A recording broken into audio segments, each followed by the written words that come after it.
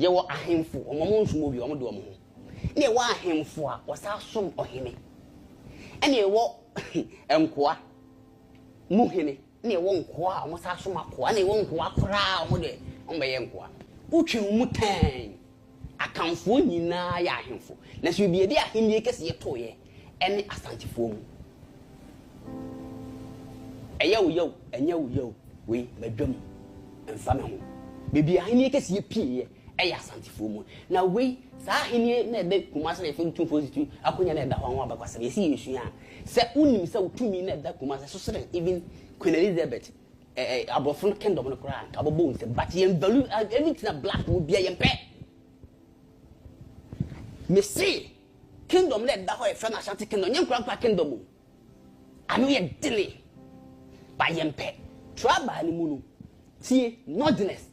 omo ye warriors, they are fighters.